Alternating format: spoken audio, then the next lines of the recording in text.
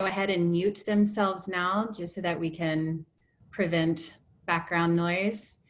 And with that, thank you all for joining the panel on global governance during pandemic, implications of force majeure and national emergency for worker rights protection. I'd like to thank LERA, and in particular, Joel and Wilma Liebman for helping to facilitate this panel. Before I get started, a couple of housekeeping items that we always go through on these LERA webinars. First, these sessions are being recorded. Second, as many of you know who have already participated in a panel, the way these are organized, the first half, the panelists speak, and then the second half is open for audience participation. To participate, if you'll all look at your Zoom boxes, you have if you click down at the bottom, you'll see the list of participants. If you click on the list of participants, you'll see on your right-hand side the names of everyone who's here in attendance. But if you would like to participate, you can raise your hand, at which point during audience participation, you'll get called on and you can speak. Otherwise, if you're not feeling particularly video or mic ready, you can post your comment, and at which point we will read your questions and comments, and that's usually the more popular. So with housekeeping aside, allow me to introduce myself. My name is Desiree LeClercq. I will soon be joining the faculty at Cornell ILR School. This is why you're staring at an obscure corner of my house, because it's filled with boxes right now. So I didn't have a cool library of important books for you to see. But until I joined Cornell, I still am a member of the Executive Office of the President at the Office of the United States Trade Representative. Now, the comments and questions that I have today are in my personal capacity. They are not on behalf of the federal government. Nevertheless, I approach these issues from a governance perspective, and not just a governance perspective, but an international governance perspective, because I work in my capacity often with international governments. And we've seen recently how international, on an international scale, governments are challenged right now. There are competing needs for their resources, in ways that these governments have never seen, including our own. If ever there was a time for a global set of solutions, it's probably now. In the United States, we don't often talk about global governance. Either we're not entirely sure what it means, or we're pretty confident what it means, but we're pretty skeptical. In this case, when I refer to global governance, I'm referring to the UN system, the UN specialized agencies and participating institutions such as the IMF and the World Bank. And it seems as though if ever there was a time where we needed them to coalesce their specific specialties to come up with a common set of solutions, this would be the time. And in particular, when it comes to worker rights, we would look to the International Labor Organization.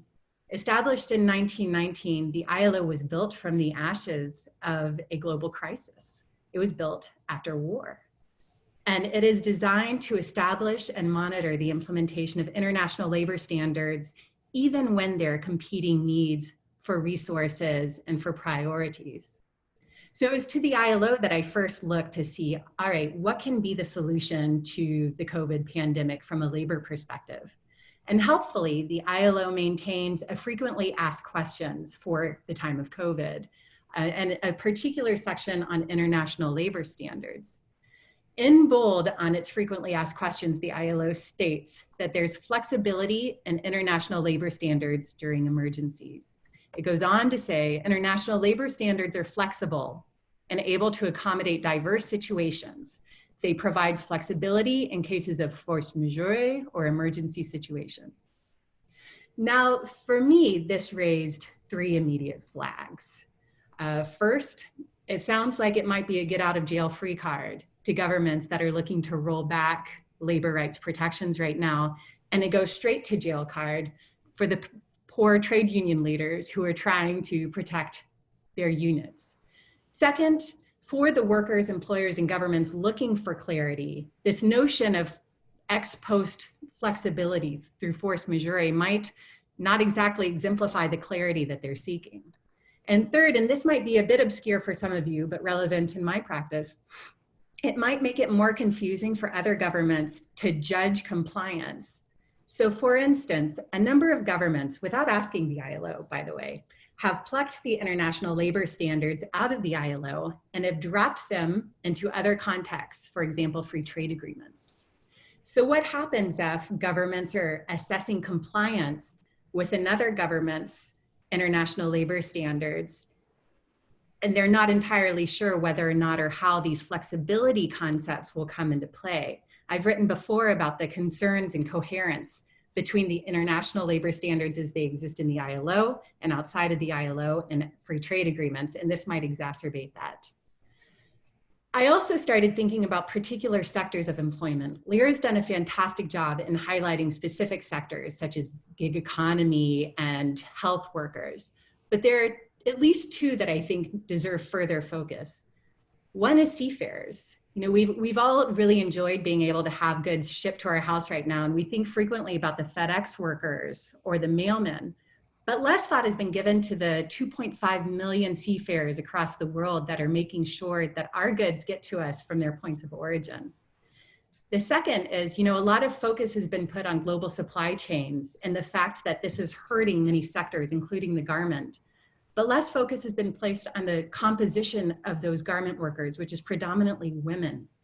So what is happening to the women in these sectors? To answer these questions, I've turned to the global experts who I am very lucky to know. I'm going to now share my screen to introduce them to you.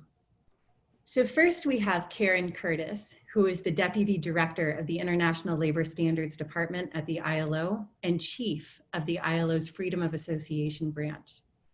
We then have Cleopatra Doumbia-Henry, the President of the World Maritime University, former Director of the International Labor Standards Department at the ILO, where she pioneered the Maritime Labor Convention and strengthened collaboration between the ILO and the International Maritime Organization, the IMO. We then have Paula Tavares, who is a gender specialist at the World Bank. Auret van Heerden, who is the founder of a Swiss-based consultancy Equiception and former president and CEO of the Fair Labor Association. And finally, we have Jeffrey Vogt, who is the legal director of the Solidarity Center and formerly with the International Trade Union Confederation.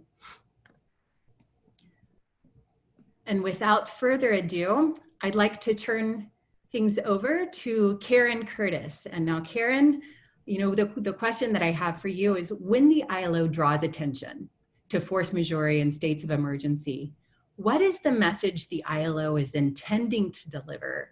And what is it doing to ensure that as governments struggle with competing demands on their resources, fundamental labor rights remain intact? Thanks very much, Desiree. It's a pleasure to be here. Thank you for starting me off on this challenging question of the get out of jail free card. Let me first start really with what is behind the frequently asked questions that the ILO came out with about a month ago. Really, whether it concerns averting job losses or sustaining income, workplace safety, sick leave, holidays, and then as you mentioned, nursing personnel, seafarers, domestic workers, international labor standards provide a baseline so that workers are not left unprotected. So we felt it was imperative to raise awareness of these standards as inspiration for policy responses, both during the crisis and beyond. Policies that would uphold decent work while adjusting to the socioeconomic consequences of the pandemic. So you've rightly noted, Desiree, the reference to flexibility of international labor standards. I'd like to point out first that this reference in the FAQ comes after 20 pages of clear guidance provided by international labor standards on the do's and don'ts at the workplace, the rights and responsibilities of governments, employers, and workers. Moreover, the FAQs emphasize that ILO standards represent minimum standards and encourage enhanced protection where possible to better mitigate the impact of the crisis. The FAQ's reference to flexibility is in two instances with respect to working time and compulsory labor. Indeed, as you mentioned, the ILO came out of the ashes of the First World War. It also came out of, regrettably, the ashes of a pandemic. And the Forced Labor Convention actually specifically referenced and anticipated the scenario of a violent epidemic that might endanger the existence or well-being of the population. But reservations or derogations more broadly from ratified ILO conventions are otherwise not permissible. And so the limited reference to force majeure shows that acceptance of such exceptions is actually rare. More importantly, such exceptions are not blank checks for government. ILO conventions, once ratified, are legally binding and so subject to robust international supervision, which combines both expert and tripartite review. Governments are subject to regular scrutiny and must justify any use of the exceptions and explain the measures taken to limit their impact on the rights afforded by the convention. So for example, if we look at freedom of association, opinion, and expression, the ILO supervisory bodies have acknowledged such exceptions only during exceptional periods of extreme gravity and on condition that they are limited in scope and duration to what is strictly necessary. And when examining the impact of emergency legislation on trade union rights, they've called for and achieved repeal of excessive, discretionary, or ambiguously worded regulations. And the ILO doesn't have to wait until restrictions on fundamental labor rights have been decreed or implemented. Over the last months, we've received numerous requests for advice on the compliance of draft emergency legislation with international labor standards. These requests come from ministries of labor, parliaments, trade unions, and employers' organizations concerned that in times of crisis, hasty action may not enable sufficient reflection for the formulation of measures best adapted to ensuring a sustainable and equitable response to the crisis. The ILO has also engaged governments at the highest level where there are areas of particular concern to urge respect for international commitments and encourage pursuit of full and frank dialogue with social partners. So the long and short of my answer is that the intention and the message from the ILO was not to encourage a downgrading of labor rights and worker protection. To the contrary, the FAQs were published to draw attention to the fact that even in times of crisis, and without being oblivious to the enormous challenges faced around the world, international labor standards provide a tried and trusted foundation for ensuring the basic minimum in worker protection, striking the right balance to the social economic policies moving forward to ensure they do not leave anyone behind. Thank you. Thank you for those clarifications, Karen. And if I understand correctly, the ILO might be issuing a new set of guidelines here in the future. So they'll have 60 American labor experts coming through them once they do issue that. I would now like to turn this to Dr. Doumbia-Henry, who again, president of the World Maritime University. You know, one thing I just note, we read a lot in the US papers about cruise ships right now and how difficult it is for American cruise liners to be able to disembark in America. So if it's that hard for Americans to get off in the United States, I can only imagine how hard it is for foreign seafarers to get off at various ports along the way. And I can also kind of sympathize for the port state control that doesn't necessarily want to open its borders to foreign seafarers that could be carrying COVID or any number of pandemics. So Dr. Doumbia-Henry, if you could, please discuss kind of what you're seeing. Are force majeure clauses helpful right now? And how are the ILO and IMO working together to make sure that seafarers, port states, and all involved are still safe, healthy, and have their labor rights protected right now? And let me just that.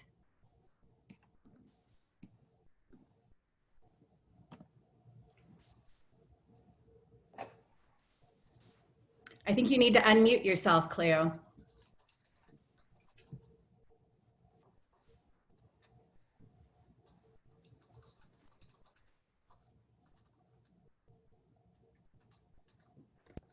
Right. Can you hear me? Yes. Okay, very good. All right. So essentially, I mean, based on what Karen has said, of course, the scene has been set in terms of the huge impact of the pandemic on workers' rights. And one of the group of workers that I wanted to focus on is just a category of workers who are very important for the global supply chain. So that category I wanted to focus on are seafarers. Shipping, of course, is responsible for 90% of world trade. So, you know, of course, and most of the rest in terms of world trade is either carried by air or by,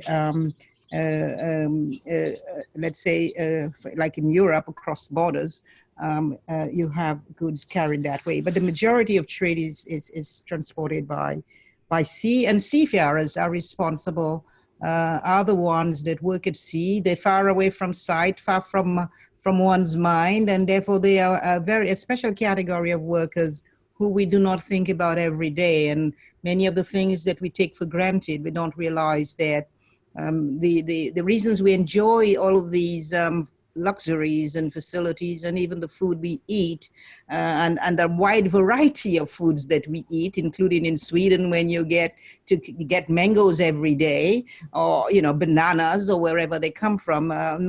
We don't stop to think how these goods got to us. But seafarers are the ones responsible for world trade and making it happen.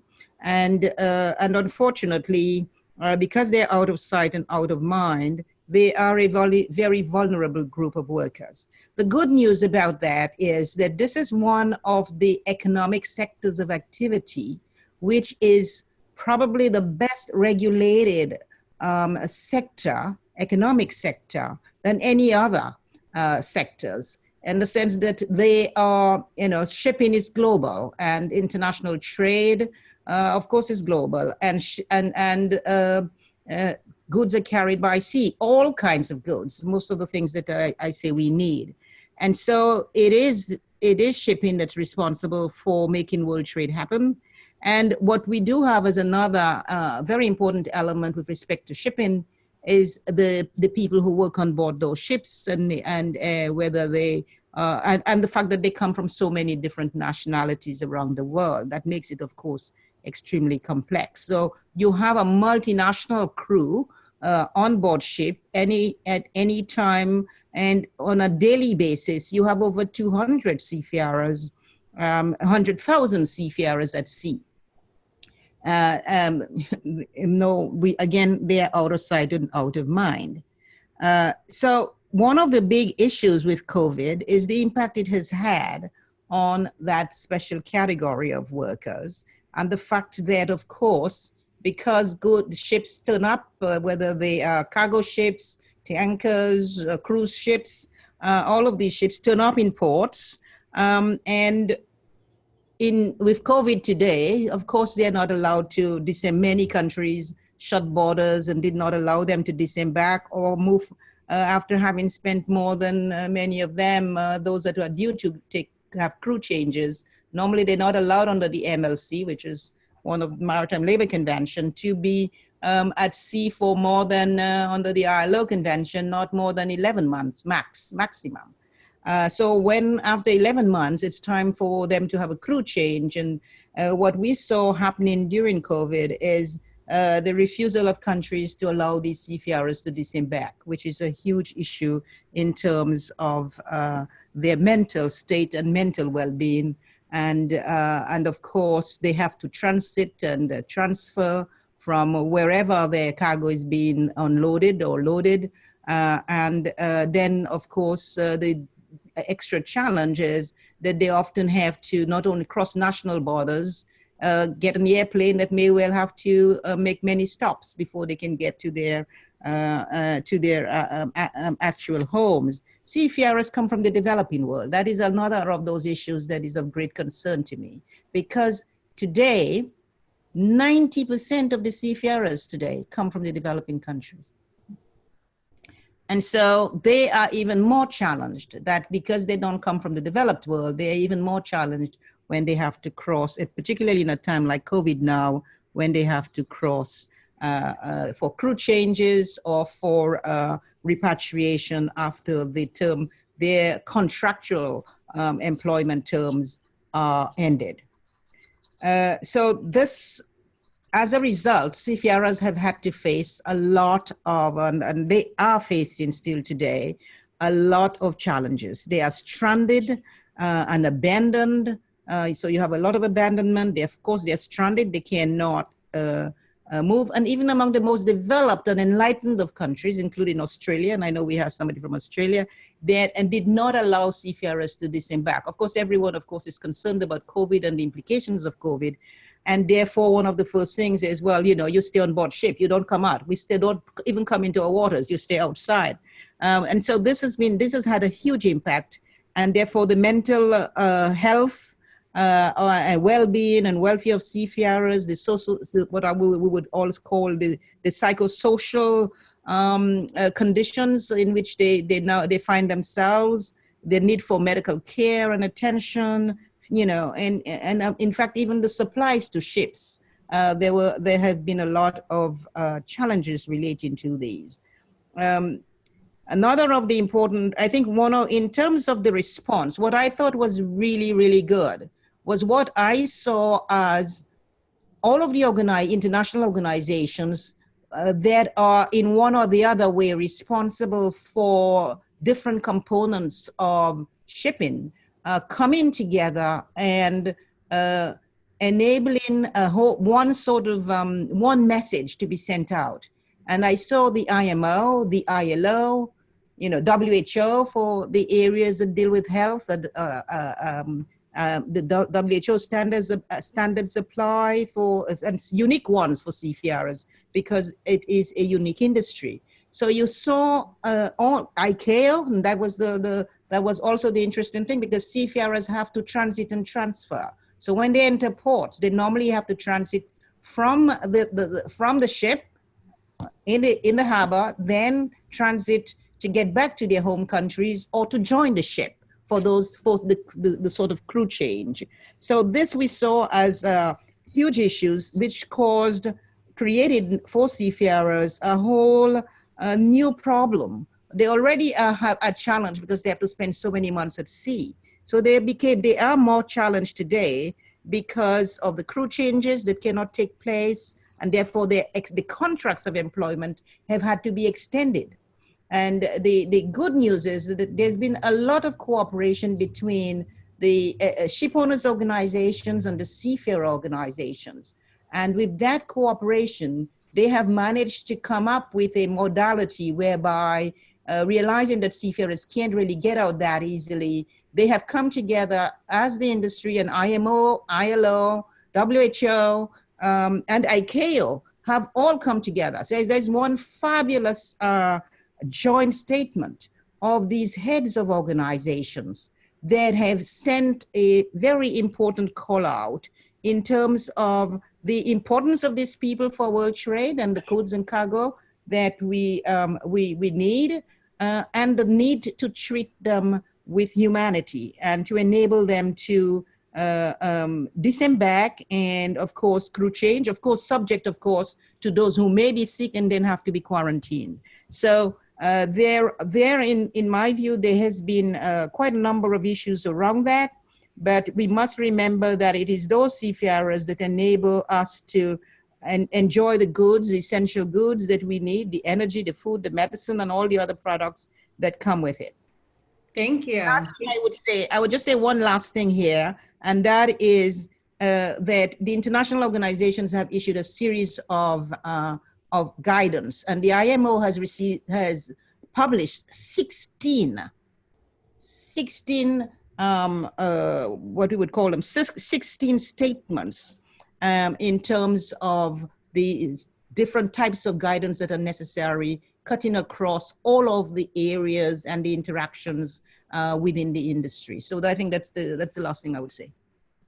Thank you very much for that. And I think that, you know, in seafaring, it's a really good example of how international organizations collaborate across their respective specialties in order to tackle a truly global issue, which, as you point out, is so critical for all of our day-to-day well-being. And under the theme of international organization cooperation and labor, you know, it's rare that the World Bank is referred to within the framework of labor rights. Most labor rights advocates, including myself, have come out against the World Bank, to be quite honest, in particular, how it pits sometimes the notion of international economic development at odds with the protection of what is sometimes perceived as costly labor rights protection. What is less discussed and what I'm learning more and more about is how, in fact, the World Bank is not quite so simple. And in fact, it has some really positive elements to it, most notably with respect to gender rights. So with that, I turn to Paula, and what I would like to ask is, Paula, you're doing a lot of work with gender rights and international economic development. Right now, I understand the World Bank's been providing emergency financing and programmatic support. What steps is it doing right now to ensure that the rights of women workers, particularly in these more vulnerable sectors, continue to be protected, notwithstanding the various push and pulls for economic resources right now? Thank you. Thank you, Desiree. Thank you for having me. It's a pleasure to be able to talk a little bit about the work that the World Bank is doing. And as you said, I thought I would maybe start off just by giving a big picture of the work that the World Bank is doing during the crisis and the emergency kind of support that it's giving to countries. As you know, or people may know, kind of the twin goals of the World Bank are eradicating extreme poverty and boosting shared prosperity. So all the work is done within that framework. And in the context of COVID and the crisis, especially the economic crisis, the World Bank has been taking very fast and broad action to help, especially developing countries, strengthen their response. And that's a way of supporting, including helping the private sector to continue operating and sustain jobs. Social protection and jobs is one of the pillars of the World Bank in terms of thematic areas. So it is a core area of work of the World Bank. In terms of support, the World Bank Group will be providing 160 billion in financing. This is tailored to health, economic and social shocks that countries are facing, and currently assisting over 100 countries, which are home to 70% of the population, with our responses. And a lot of the work really focuses on protecting the poor, saving jobs and businesses, getting money to people who need it the most, especially vulnerable groups, among which women and girls are often considered. In terms of this, one way of kind of looking at it is the support to micro, small, and medium-sized enterprises, which may be especially vulnerable to shocks, and how the World Bank can support them to make sure that they continue operating and then they can continue maintaining their workers and the jobs. We have a private sector arm that works specifically on these issues, and it's implementing an 8 billion fast-track financing facility precisely to keep companies in business and preserve jobs. So the focus really on maintaining the work for workers. Also helping existing clients, these are countries and economic sectors in specific sectors that are mostly affected by the crisis, such as tourism and manufacturing, for example. A lot of these, which are heavily dominated by women workers. And so that's a little bit how some of the support plays in. The World Bank actively supports programs, again, boosting private sector, building the skills of the labor force, expanding coverage of worker protection systems, facilitating labor market transitions from school or inactivity to work, out of unemployment, and from low to higher productivity jobs. So just a little bit about kind of all the work of the World Bank and programs supporting a lot of these areas that kind of align with supporting women workers and under the scope of ensuring labor rights. We understand, for example, that labor market regulations do affect labor force participation. They affect the amount of informal work and informal employment, also mostly taken on by women, and ensuring that policies can promote employment opportunities and incentives for work. There was one, I think this was a joint note out, balancing regulations to promote jobs. So precisely what you're saying, right? So understanding that we do need to, or there is the work, of course, of the economic recovery and the economic growth for countries, but we do take into account the regulations and the need to balance this to promote work from employment contracts to unemployment benefits and some others.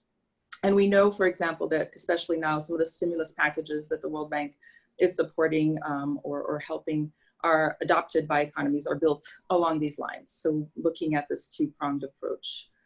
Some of these include, for example, wage subsidies, tax relief, working capital finance, a few others that sometimes can even be made conditional on maintaining employment with interventions that can both protect firms, but also workers' incomes and the jobs that they have.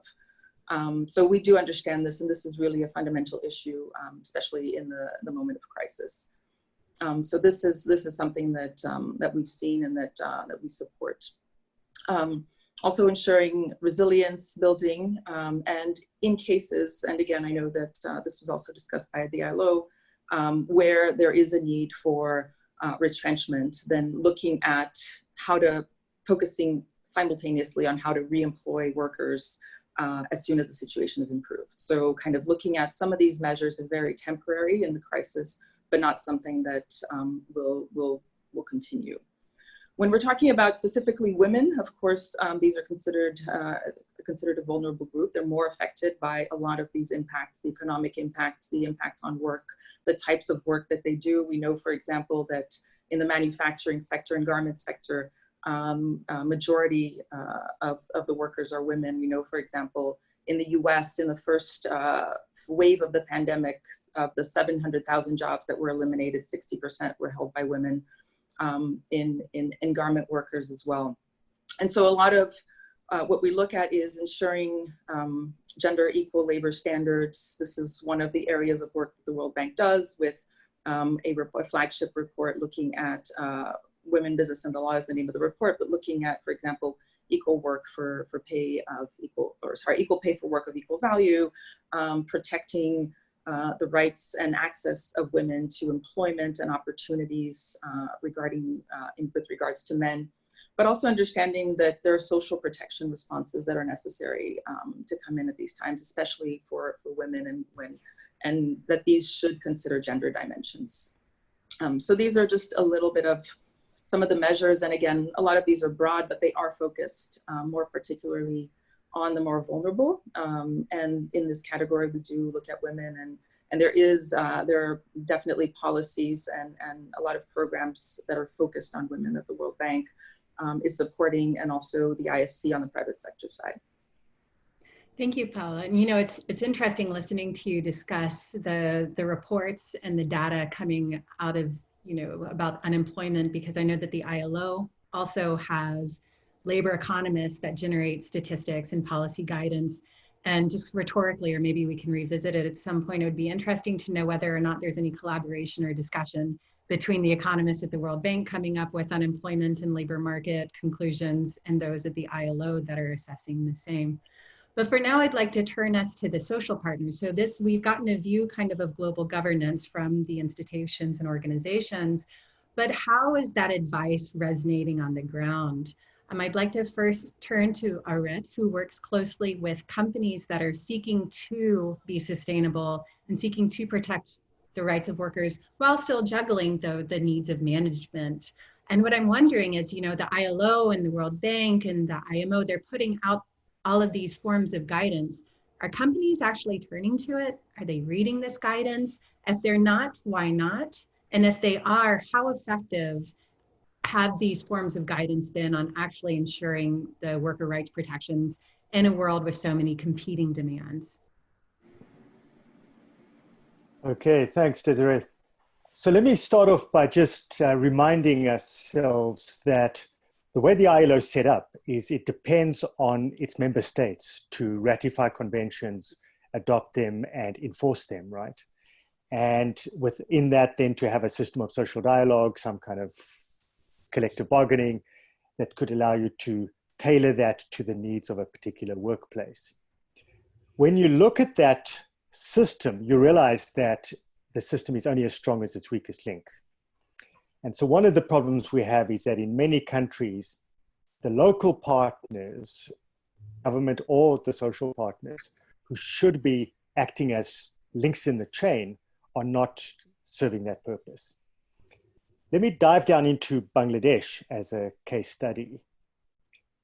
Typically, the member of the ILO, the representative of workers or employers participating in ILO meetings, would be the Employers Federation. That's not the same thing as the Chamber of Commerce or the Industry Association, in this case, the Bangladesh Garment Manufacturers Exporters Association. And so we often have a disconnect between the involvement of the Employers Federation in ILO meetings and what sectoral associations are doing and should be doing.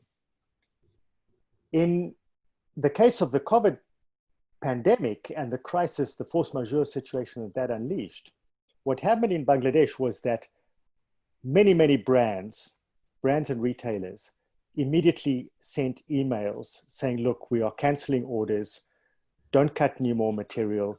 And in fact, maybe we're not going to take delivery of orders, that even if they're on the sea, on the boat already. And we will either not pay you, or we're only going to pay you 50 cents on the dollar, or we're going to push the payment terms out from 90 days to 180 days or something like that. So a series of pretty dramatic but unilateral moves, mostly communicated via an email, sometimes a form letter, which all the suppliers got. That wiped out within a matter of weeks, over $4 billion worth of orders for Bangladesh. The Industry Association responded very articulately to this. They have a phenomenal president, Rubana Haq. She took to YouTube and other social media and appealed to people to not only do the right thing, but to sit down and actually figure something out, to actually just negotiate. Everybody's got the problem. We understand. Major markets are under lockdown. Something had to give, something had to be adjusted. But we need to figure this out as a supply chain, as a set of interdependent parties. The response to that was mostly deafening silence. One or two brands turned around and said, you know what, we hear you. H&M was in a particular case of point. They turned around and said, okay, we'll pay. We'll pay for work completed. A couple of heads of state or prime ministers, Sweden, Holland, a couple of others apparently, called the president of Bangladesh and said, look, we'll try and make sure that our brands and retailers pay for work completed. But it's a phone call. There's nothing. It's a verbal commitment at this point in time. Meanwhile, millions of Bangladeshi workers were now looking at not getting their pay. And government has stepped in with some temporary wage support, but it's not going to stretch much further than 1 month. So one particular Bangladeshi exporter, a very well-known jeans manufacturer called Mustafiz Uddin, appears in a lot of international conferences. He took the decision to out the brands who had behaved in this way. And so he started publishing the emails. And the Workers' Rights Consortium in the USA picked this up. They started to run a kind of scorecard on their website. You could go to it. And you'll be shocked at the names on that list of people who haven't paid. And Mustafiz has been saying, look, surely there should be laws against this stuff. I mean, this is an abuse of the force majeure provision. And he's called openly for ILO, WTO, World Bank, everybody to get involved and actually just impose some basic standards again. He's now getting desperate and he's calling for the creation of a new international organization, okay, that could set some basically internationally accepted contract terms for global value chains with some sort of oversight mechanism and some kind of deal-breaking mechanism, okay, or mediation or arbitration mechanism. And the fact that he's doing that tells you something. It tells you that he's not getting help from the people he should be getting help from. And I don't know quite where the breakdown has occurred. We've spoken to Mustafiz a couple of times about this, but there's definitely the support which the ILO is channeling, I think, is mostly going out through Better Work, and Better Work is in Bangladesh. Fortunately, it's only in about a dozen countries, I guess, but Bangladesh is one of them. And certainly the health and safety provisions which the ILO has recommended are being taken on board, and people are trying to retrofit their factories to meet those. But it's this notion of a forum in which you can actually bring the actors together, the main value chain actors together, to address blatant abuses like this that we really need to talk about.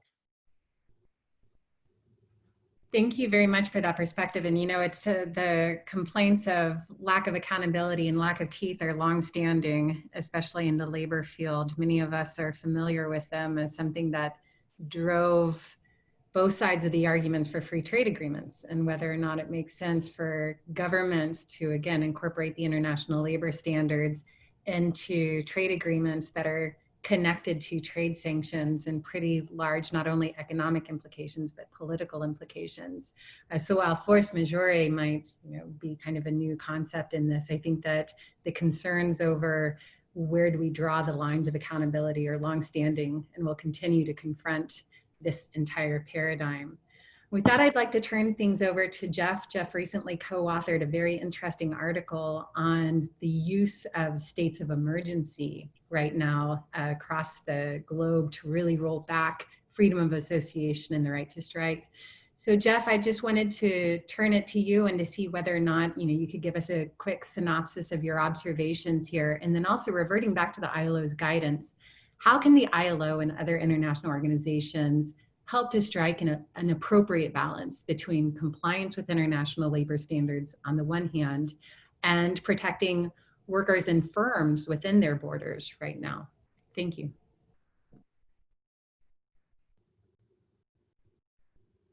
You're on mute. Thanks, Desiree, and thanks also to the other co-panelists. I have so much I want to talk to you about your own presentations.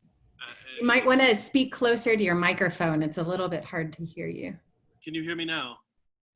Much better. Okay, sorry. Just thank you, Desiree, and thank you to the co-panelists. I think there were a lot of very interesting presentations, and I would like to carry on a discussion with many of you about what you said, and in particular, Auret, working on a paper now looking at some of these supplier contracts, which are so utterly one-sided that it is just unconscionable what some of the brands are getting away with. So maybe we can talk offline after this. To the question that Desiree has posed, just want to acknowledge my co-author on a piece I recently wrote. Ruan Subasinghe from the ITF is also on this Zoom call. So presenting a short article that both of us wrote together a few weeks ago. I think this was in recognition that although the right to strike is obviously a internationally protected right, despite what some may say, is very clearly protected by the ILO Constitution and Convention 87, and has been deemed over and over again to be an essential means for workers to exercise the right to freedom of association. And this is needed now more than ever. I think you've seen here in the United States and around the world, workers who have always been particularly marginalized, and usually workers of color who are working for whether delivery companies at Deliveroo's, Uber's, and others, Grubhub, to others who are working at grocery stores or again transporting food and other goods, are now in a position of once being considered workers very low on the chain, being essential workers, which they are in fact. So there's been this real tension where we have an extraordinary need for these workers who have largely been unprotected in some cases because the way the employment relationship is structured, are not even really easily able to organize, in particular in the United States, but in other countries, standing up and fighting back. And so there have been strike waves around the world. At the same time, we have many governments taking advantage of this moment to push either sweeping executive decrees that are ostensibly trying to address the coronavirus crisis. So you have decrees from, from Hungary to Cambodia to Myanmar that have give the executive branch sweeping authority to limit or prohibit assembly or association, and this is in fact being used. So kind of in response to, and additionally, I think many governments taking extraordinarily regressive reforms to their labor codes, including India, where state by state we're seeing Uttar Pradesh, suggesting that basically all but a handful of labor laws are will be suspended for 3 years. In other states of India, nearly doubled, again with very little protection. So, so Ruwan and I thought this would be really important to get this some thinking out there about the rights of workers to strike in this context. While the ILO jurisprudence does recognize that in the case of an acute national emergency, obviously states can step in and limit association to some extent, but it is not a blank check, and certainly there's nothing in the jurisprudence that suggests that you can have a blanket prohibition on the right to strike. And I think there's enough flexibility, obviously, that workers can still be able to strike while still respecting the fact that the state may have legitimate needs for certain measures to protect the population. And we've even seen this in some countries where you have public demonstrations where everybody is keeping appropriate physical distance, or a strike happens and people just don't show up for work. Doesn't mean that they're assembling and maintaining a picket. So I think there, again, there is a way in which the right to strike can be fully respected, at the same time recognizing the public health needs that we have at the time. Additionally, there is jurisprudence coming out of the Committee on Freedom of Association around essential public services. Again, this is what constitutes essential is not necessarily fixed, but obviously there's the ILO's articulated a test whereby something is not truly essential unless the interruption of it would endanger the life, personal safety, or health of the whole or part of the population. There may be legitimate concerns that are raised. Obviously, if you shut down food transportation within a country, that could be, particularly in this environment, could be or medical supplies, that could be an issue. But even then, it does not necessarily mean that worker rights are just thrown to the side. That even in these kind of narrow cases where something is determined to be an essential service, and this is, again, not a determination that should be made by the executive on its own initiative, but by an independent body, that you still need to provide compensatory guarantees for those workers so that there is a way for their concerns, whether it's around the lack of personal protective equipment or on appropriate wages, or the whole range of issues that we're seeing coming up, are able to be addressed through other mechanisms. Unfortunately, we're seeing that this isn't the case. We're seeing, I think, in too many countries where sweeping prohibitions on assembly and association are being enforced. Workers are being jailed in a number of countries for their advocacy for worker rights or their criticism of the governments on their approach to combating COVID and coming up with an appropriate public health response.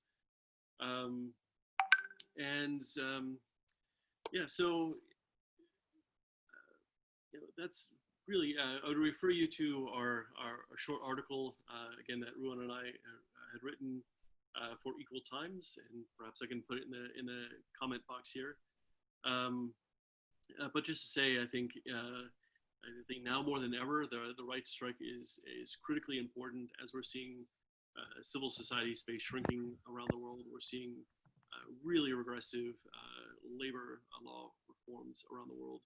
And most critically, that workers who are being asked to put themselves at serious risk on a day-to-day basis to, and particularly in the transportation industry, to provide goods and services, but also meat packers and others in the food industry as well, are putting their lives on the line, and all too often without the personal protective equipment or the other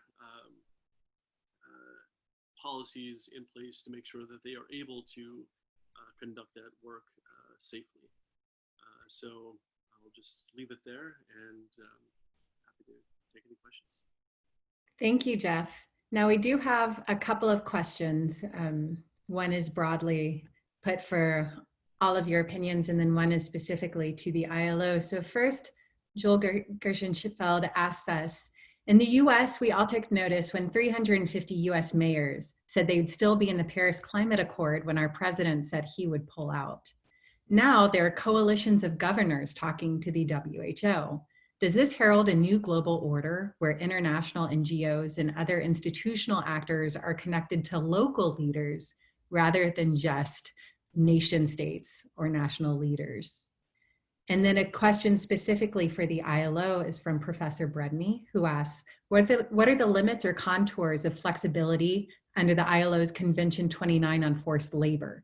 If, for instance, a government orders certain plants to stay open, even when there are widespread COVID cases in those plants, might that raise issues of forced labor, even with the flexibility recognition? So perhaps, Karen, we can start with you, and then we can go through the list. Thanks very much, Desiree, and thanks to Professor Brudney for that very concrete question. And indeed, I would say to your question, yes, of course, this might very well raise issues of forced labor, even with the flexibility recognition for force majeure. And that's specifically because the recognition not only talks about the limitations of the force majeure, but also that they have to be strictly what is required for the exigencies of the situation.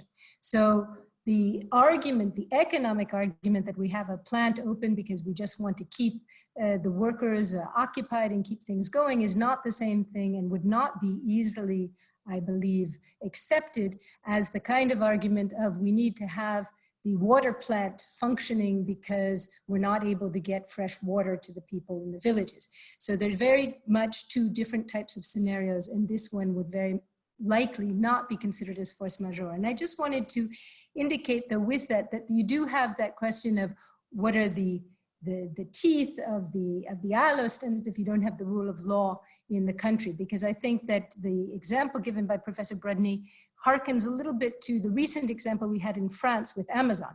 And so at least in the case of Amazon, we actually had national legislation that could say you are not abiding by the regulations necessary to ensure the safety and health. And therefore those plants the warehouses must close. And the result that came out of that ultimately was that where Amazon is now reopened those warehouses, but with agreement with the trade unions on the precise measures that they will take to ensure effective protection, the payment of full wages to workers who do not feel yet comfortable to return, a number of extraordinary things that I'm not sure have happened in the United States, but were able to be achieved in France because first of the rule of law, the judge saying this is not acceptable, and then the company realizing that the economic opportunity was such it was necessary to strike a deal with the unions. And Karen, did you have a response to Joel's question on whether or not, in view of the fact that, at least in the United States, federal governance is not necessarily as participatory with the international regime as local governments, whether you've seen an uptick or a resurgence of local leadership?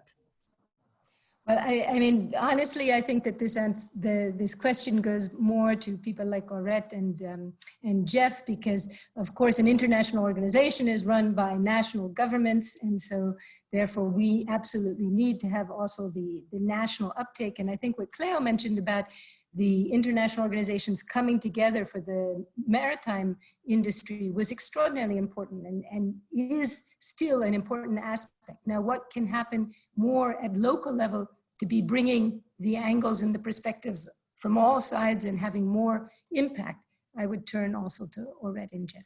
Thanks. Auret, Jeff?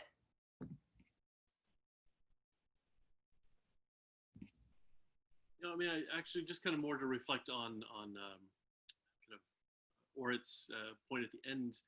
I mean, I think it is, you know, really critical that workers in global supply chains have been in a very tough situation before COVID, right? I mean, the level of worker exploitation outside of global supply chains, but in particular in supply chains, has been fairly intense. And I think this COVID crisis is just really further exacerbated that and made very clear, you know, the problems with the system we had in place. So I think this question around force majeure is something I think as workers, industry, employers are really going to have to take a very hard look at and think about the ways in which we kind of rebalance the power relationship essentially in supply chains, because that's really what it's come down to, such that one party is able to impose a structure and rights, legal rights for themselves that are so extraordinary one-sided that it is, you see when it comes down to a crisis that it has had a shocking impact on workers. Whether this takes place in the US as a question of state or federal, I think there is a lot of room to discuss that.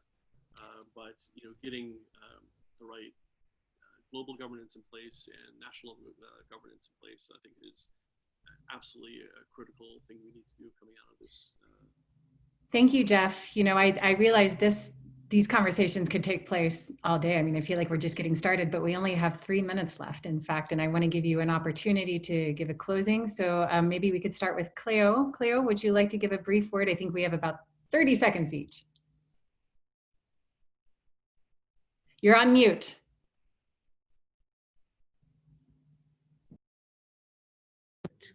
All right, thank you. I think the one message I would leave with you is I think the tremendous coming together of the entire maritime industry along with governments. That I think is the best example I have seen, and I wish it could be replicated elsewhere. I can tell you 16 global maritime organizations that bring together their members all came together covering the entire span of the maritime issues to come together with the IMO, with ICAO, with WHO and ILO together, all with, you know, so the governments together with the industry actors that included, of course, the trade unions, ITF, and is of course the big trade union for seafarers' rights and of course for transport workers in general. But what I thought was the best example that I think that the world needs to replicate and everywhere else is what the shipping industry has just now done. Absolutely right. Thank you, Cleo. I love that. Paula? Hi, yes, so very quickly, and just making maybe more of a gender angle, I'll mention that while we've been recognizing that the crisis and the pandemic has been affecting women most in jobs especially, and in unemployment and the economic crisis, we also know from history that the economic recovery will require women's active participation. That's part of what the World Bank focuses on. We have examples from World War II, from the flu pandemic in 1918, and so just realizing that governments and companies, the private sector should definitely ensure that women can stay in work and contribute actively to the economic recovery everywhere. Thank you, Paula. Karen? Thanks, Cleo. Oh no, Cleo, thanks, Desiree. Just quickly, I would like to thank the speaker who sent the question to Jeff. Indeed, this is one of my big fears, is that we will be seeing a rollback, a quote unquote temporary rollback on worker protection. And I'm extraordinarily worried about that it will then become much more difficult to get back to where we even were today, which for many of us was not good enough. So I'd say that this is a pivotal moment. It's a pivotal moment for better or for deregulation, and we should be using every tool in the arsenal, including all those of the ILO that you may or may not think are sufficiently sturdy, but do and can actually have a fair amount of impact, particularly when all of these tools come together to really support workers' rights. Thanks. Thank you, Karen. Auret? Yeah, I would support what Claire was saying earlier. I think what they've done in the maritime industry really has to be emulated in other sectors as well. Short and brief, thanks. Jeff? You're on mute. You know, you'd think after 3 months I would have gotten this down by now. But, you know, thank you for inviting me to this. And just to make the point that there was a crisis for workers long before COVID. I think COVID has just made this much more apparent and intensified it. And I really think we need to be very imaginative about a very different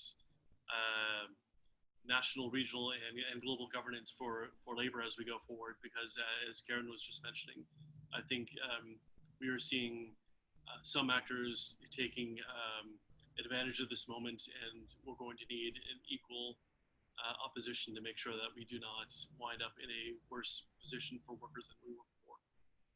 Thanks, Jeff. You know, I completely agree with all of the COVID webinars. I think that you can take any of them and remove the reference to COVID, and you'll see a tension that existed well before this time. These tensions have been kind of the national and international dirty little secrets. And what COVID has done is really shone a spotlight on them and provided an opportunity to strengthen some of these areas, including gaps in global governance. So it is rewarding to hear about Maritime leading an example of international organizations drawing their strengths together. And we can just hope that the ILO, the World Bank, the World Health Organization, the institutions and organizations continue to coalesce to provide clarity and strength right now. I think that that'll show your modern relevance and show that you can actually truly help out in times of crisis. Thank you all for joining. I hope you've learned something. I have, and stay healthy. Thank you. Thank you very much. This was